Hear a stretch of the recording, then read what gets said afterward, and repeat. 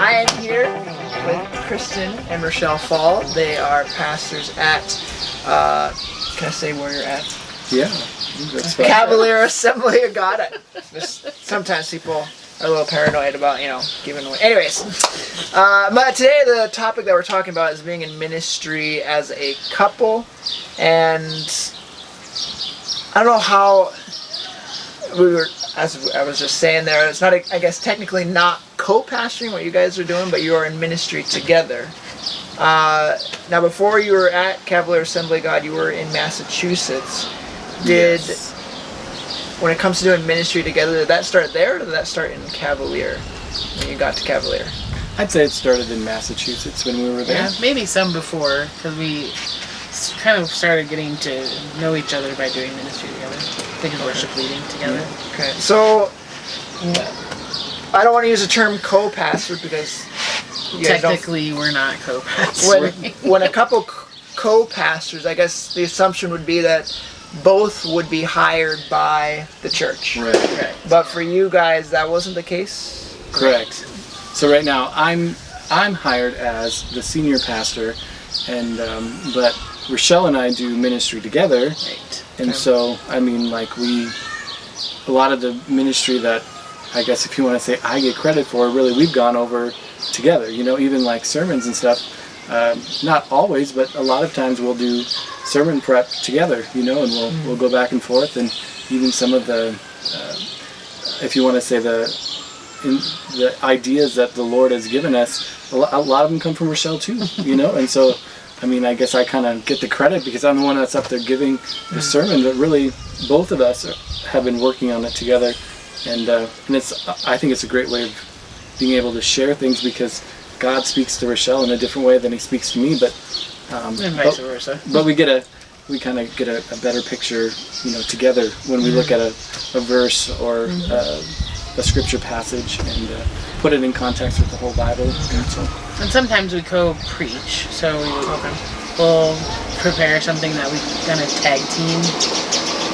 We've done that a couple times. Once at Cavalier so far, but we're planning to do more. So. And we're looking at, I shouldn't say looking at, we have done like co-worship leading together a number of times as well. So. Okay. So you've already talked about some of the benefits of being, doing ministry in the way that you guys are doing.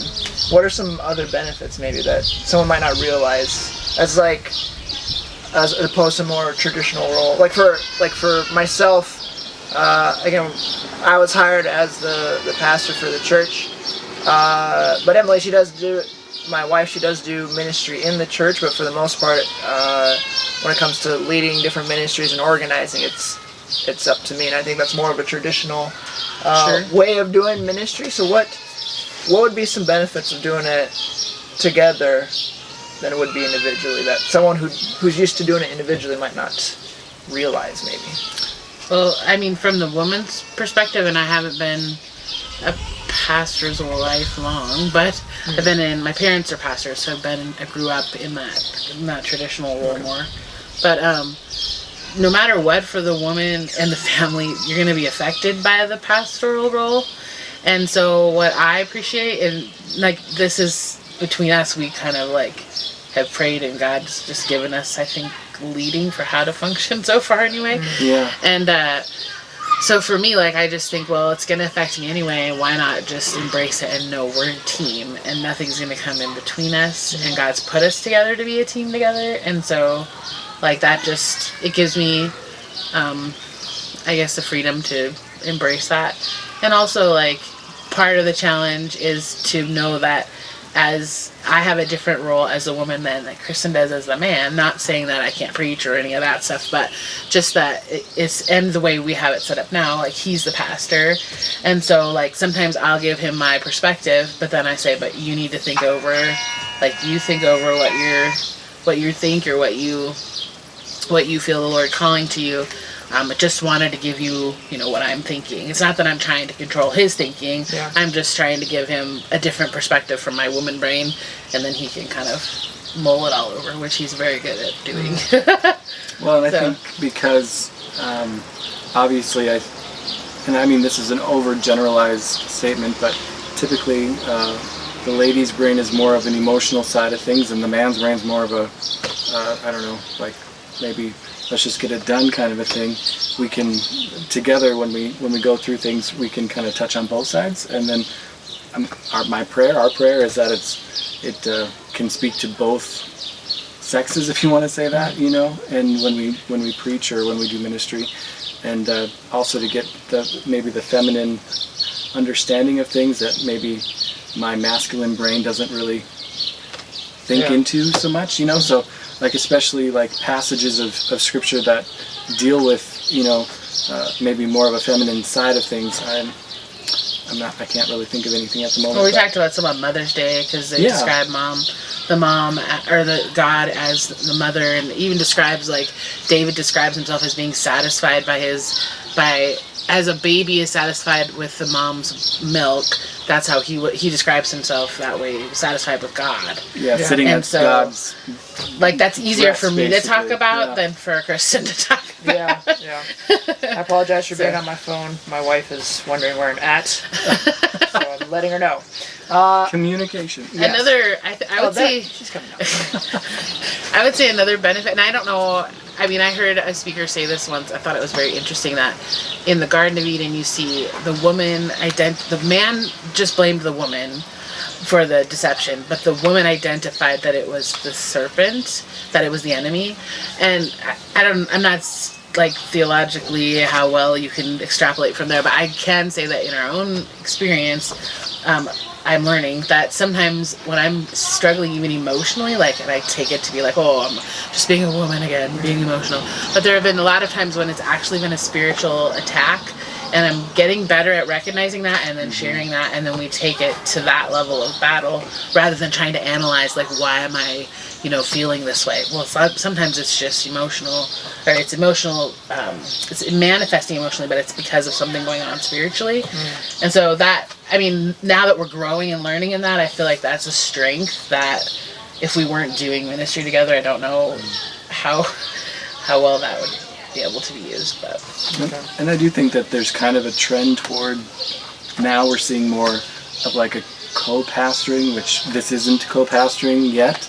Not officially, but I mean, I think that we would be open to whether that would be in the future at Cavalier, or if God should call us somewhere else in the future, to doing a co-pastoring, you know, and I don't know that we exactly know what that would look like, you know, 100%, but I think that would be something that we'd be very open to doing, and that I don't see how you could really do co-pastoring without it being I can see it happening more with like a married couple than it like two, like for instance, if both of us were on staff somewhere and we were co-pastoring, I feel like that'd be a lot more difficult because you know, even though we're good friends, like we still would have a lot more differences. Where Rachelle and I, you know, if we were co-pastoring, there would still be, I don't know, the understanding of the function, because I know that we've heard that, you know, in some co-pastoring situations where there's been, you know, two people that aren't married,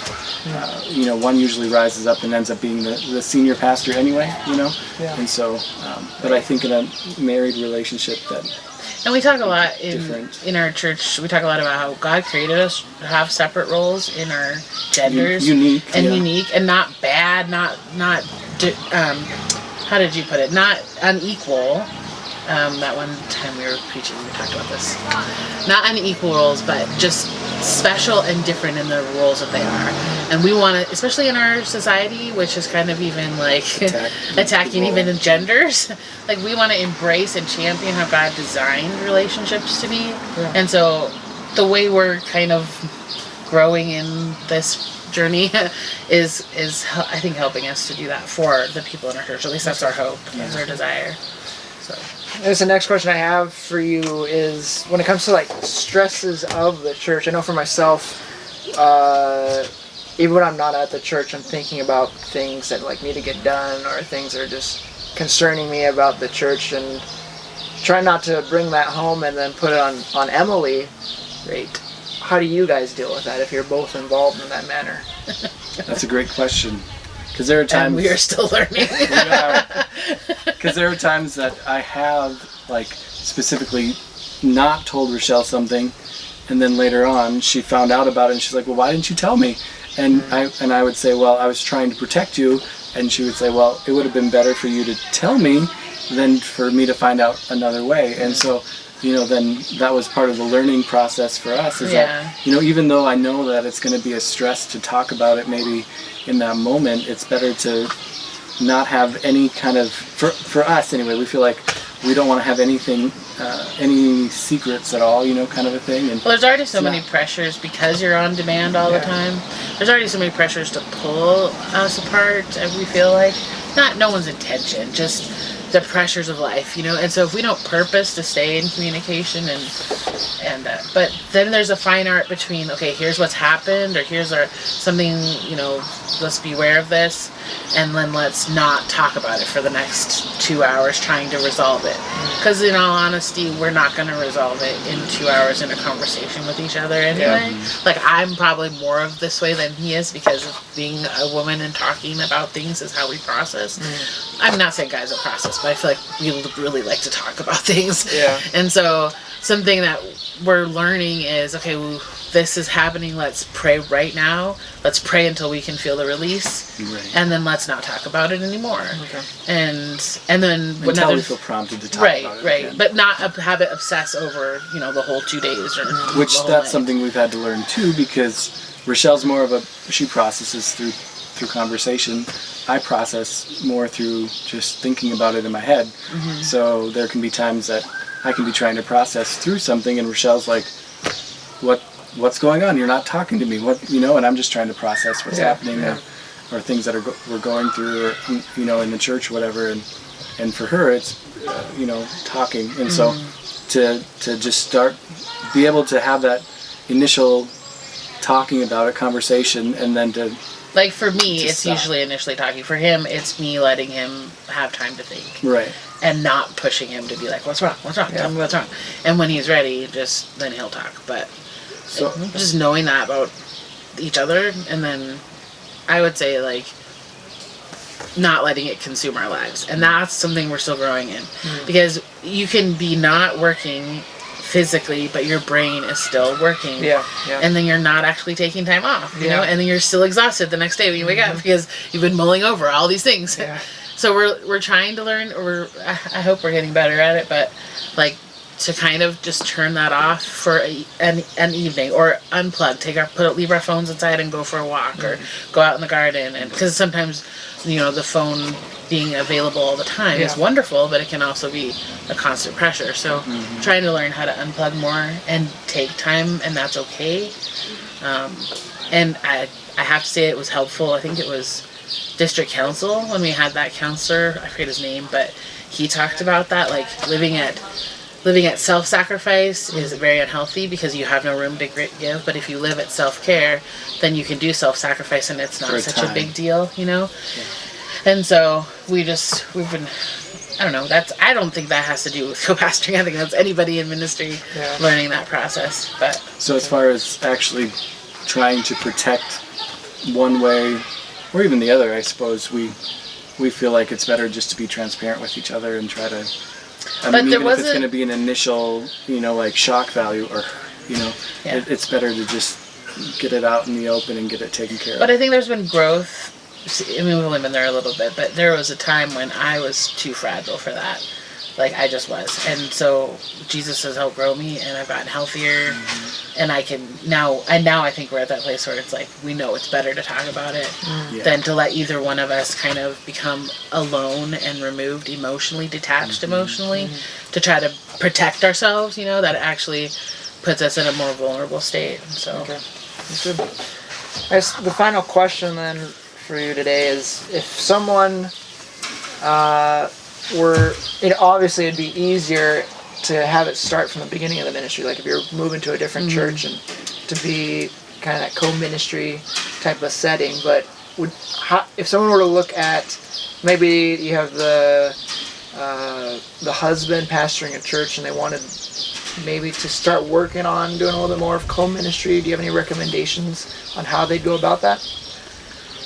Well, I think obviously first you have to make sure that your wife is wanting to do that. Yeah. You know? I mean, Well, I was think going to that's say, the best for thing. me, a big part of it has been, like, okay, I didn't say this earlier, but when we were in Massachusetts, we had only been married, like, we went there straight after getting married, and Kristan was already there, and I didn't want to have anything to do with his ministry, because in my head I thought it's easier to just keep it separate. I'll just get a job outside, and then everything will be separate, and the boxes will be neat, and they're never neat. But the Lord he wouldn't let me get another job, and after 6 weeks of looking or whatever it was, they had been looking for a church secretary position there, and so I ended up filling that after the Lord gave me confidence that that's what He was wanting to do.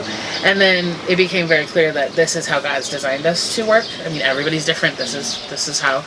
So for me, because there are ups and downs, but for me, the big piece has been when I go to the Lord and I know He's telling me, trust me, I've designed you for this, and I'm going to see you through. So, I mean, that's really basic, but that has been a big key to, even a few months back, we were struggling through some stuff, and I just went to the Lord in prayer, and He just spoke to me like, you stand where I put you.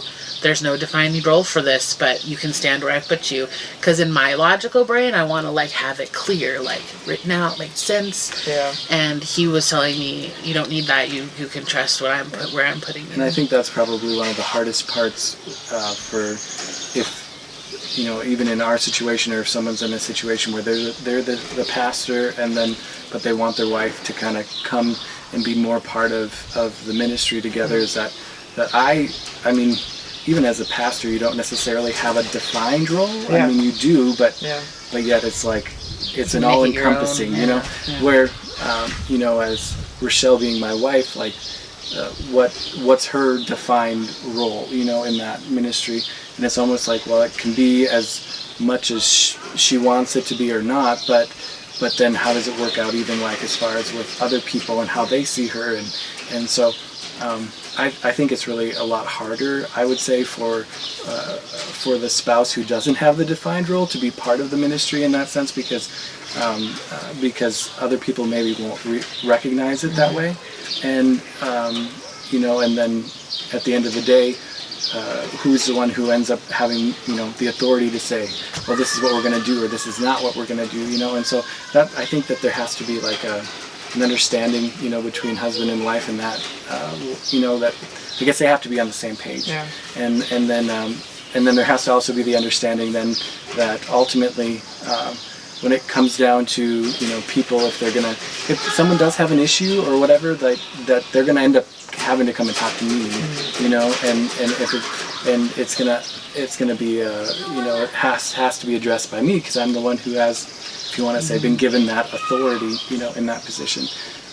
But I would say that for someone wanting to, kind of maybe start to do more of that, as a couple, that the biggest thing is going to be communication, and I think that's maybe with anything, but with communicating back and forth what's actually going on. And one of the things that we have found is that it's actually a lot easier when we have any kind of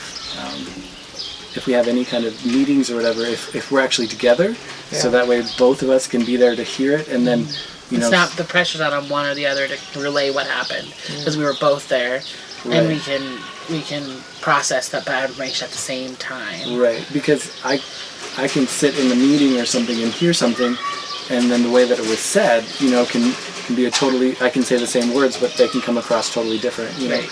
And so, but I think the communication side, and then also making sure that for myself, that I am making sure that people realize, no, Rachelle is a viable part of this ministry. It's not, I'm not a lone ranger and then she's just coming along. No, we're together ministering in this, and so I have to make sure that, because I'm the one who's given the authority, or I'm the one who's got the role of pastor, that I'm also saying, no, my wife has that part of the ministry with me.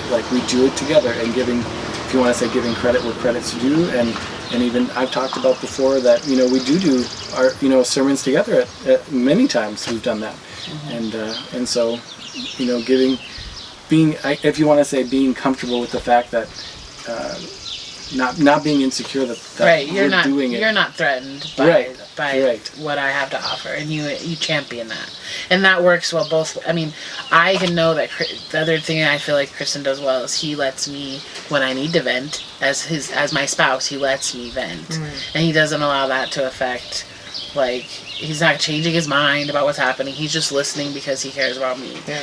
And then after my venting is over, then we can, Continue what does God want us to do, Yeah. So those things are separate, and I'm learning how to treat them that way, and he's learning how to give me the freedom to do that. So I guess there's maybe a point where you have to set aside, okay, at this point, I don't know that you really think about it in your head, but there's like a point at which you're thinking on in the perspective of, okay, right now we're husband and wife and we're dealing with the situation, and then, okay, how do we go forward, both as husband and wife, but also as pastors, and And something that's really hard that I'm like learning still is when we're in ministry like this, I mean, it's who we are that is God's put there, is we're leaving him to lead others that way. But if we don't take care of ourselves and who we are and what our marriage is, we won't have anything to offer anybody. We minister out of our being. So we have to, right, we have to be and allow the Lord to restore and change us, and then lead out of that, and that is a challenge. And making sure that we keep the time that we're growing and that we're spending time in the Word. And I feel like that's something we talk about all the time, like how can we grow in what the time we spend with the Lord, So Well, this has been good. It's been very insightful. I hope if you are looking at maybe we make up our own term, co-ministry, maybe, because it's not exactly co-pastoring. Yeah, that's what I'll title this video: How to Co-Minister in a church or something. And we are not by any means professionals. We're still learning. Yeah. But thank you guys for allowing me to do this. I hope it was fun. Yeah. Well, I'm glad to hear that. With that though, thank you guys. Thank you for watching. Be blessed and have a great day.